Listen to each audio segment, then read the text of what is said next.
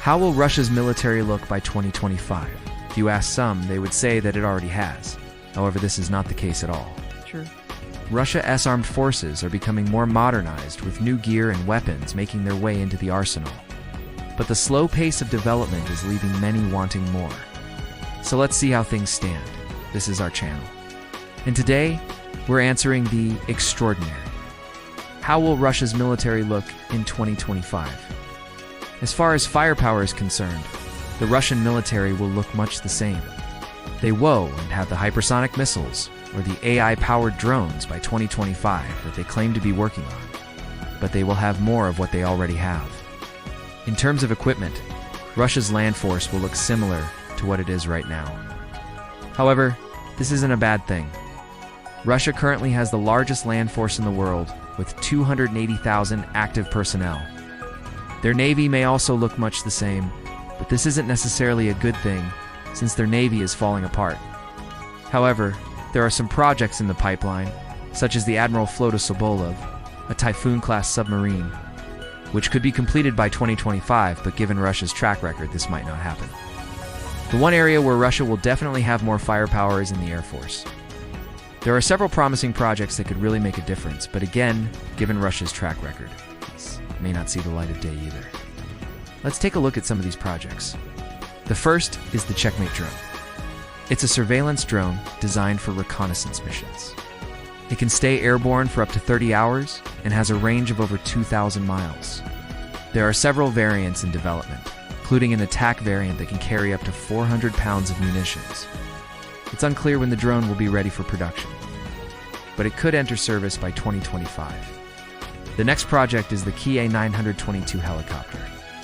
This is a multi-role helicopter designed to perform both combat and utility roles.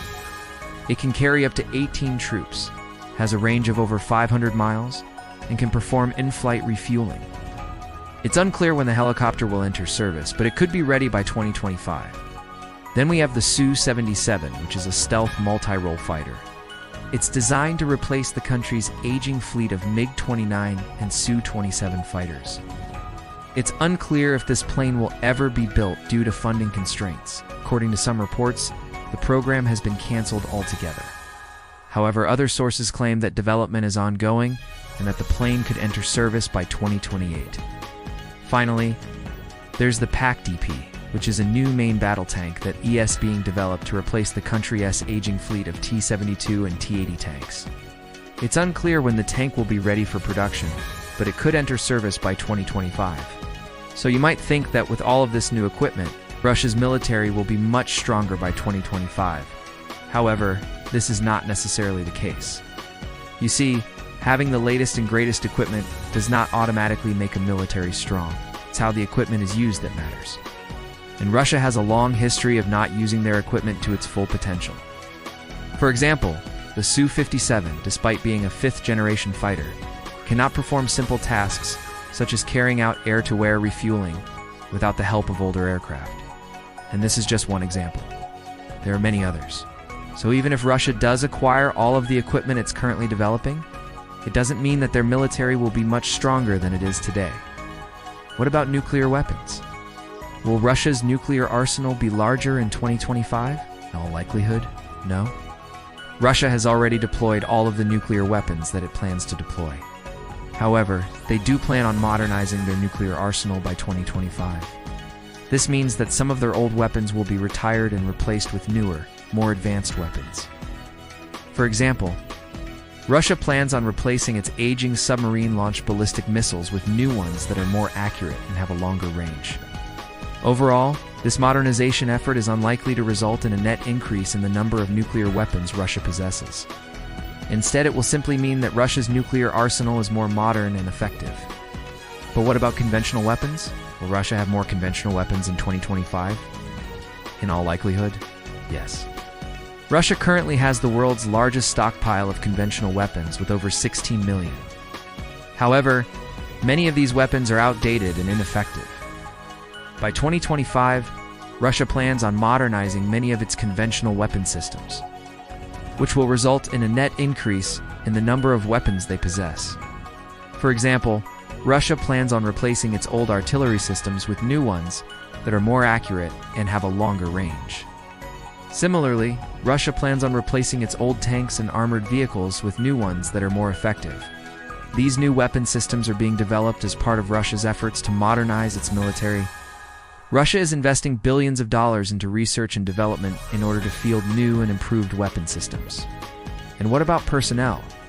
Will Russia have more military personnel in 2025? In all likelihood, no. Russia currently has the second largest military in the world with over 1 million active personnel. However, Russia plans on downsizing its military by 2025. In recent years, Russia has been taking steps to reduce the size of its military. In 2008, Russia had over 1.5 million active personnel. However, this number has been steadily declining since then. In 2012, Russia had 1.1 million active personnel, and by 2016, this number had fallen to 850,000. By 2020, Russia plans to have 750,000 active personnel. This reduction in size is part of Russia's efforts to modernize its military. Russia believes that a smaller, more professional military is better equipped to deal with the security challenges of the 21st century. What about strategy? Will Russia's military strategy be different in 2025? In all likelihood, no. Russia's current military strategy is based on the idea of a near abroad.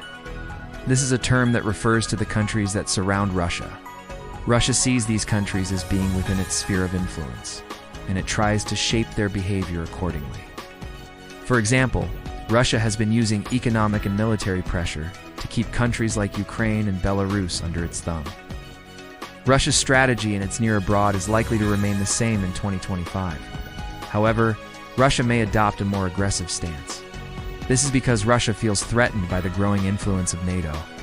As NATO has expanded eastward, Russia has responded by becoming more assertive. For example, Russia's annexation of Crimea in 2014 was seen as a way of preventing Ukraine from joining NATO. Russia's military strategy in 2025 is likely to be shaped by this desire to push back against NATO. In conclusion, Russia's military will look much the same in 2025 as it does today. Any changes that do occur are likely to be minor. This is not necessarily a bad thing, as Russia's military is already quite powerful. However, it also means that Russia is not investing enough into its military to ensure that it remains powerful in the future. Russia needs to invest heavily in research and development in order to field new and innovative weapon systems. Otherwise, it risks falling behind its rivals. Now let us talk about what Russia needs to do in order to field new and innovative weapon systems. First and foremost, Russia needs to invest more money into research and development. Currently, Russia spends around 3% of its GDP on defense, which is lower than many of its rivals. To compete with the likes of China and the United States, Russia needs to increase this figure to closer to 5%. Secondly, Russia needs to improve its education system. Many of Russia's best and brightest minds leave the country each year to pursue opportunities elsewhere. This brain drain is something that Russia can ill afford. If it wants to develop cutting-edge weapon systems, it needs to invest in its people and make sure that they have the skills necessary to develop the technologies of tomorrow. Finally, Russia needs to improve its business environment. Many foreign companies are hesitant to do business in Russia due to the country's political climate. This makes it difficult for Russian companies to obtain the materials and expertise they need to develop new technologies. If Russia wants to develop the weapon systems of tomorrow, it needs to make sure that its businesses have the support they need to succeed. In spite of these challenges, there are still some glimmers of hope for Russia. The country has a long history of innovation, and there are many talented scientists and engineers working hard to develop new technologies. If Russia can invest in these people and give them the tools they need to succeed, it could develop the world-class weapon systems it aspires to. But will Russia be able to do this? Only time will tell. What are your thoughts on Russia's military capabilities in 2025? You think they'll have more firepower, more nuclear weapons, more conventional weapons, more personnel? Or will their strategy be different? Let us know your thoughts in the comments below. Hope you enjoyed this video and learned something new. If you did, please give it a thumbs up and share it with your friends. And don't forget to subscribe so you never miss an upload. Thanks for watching. We'll see you next time.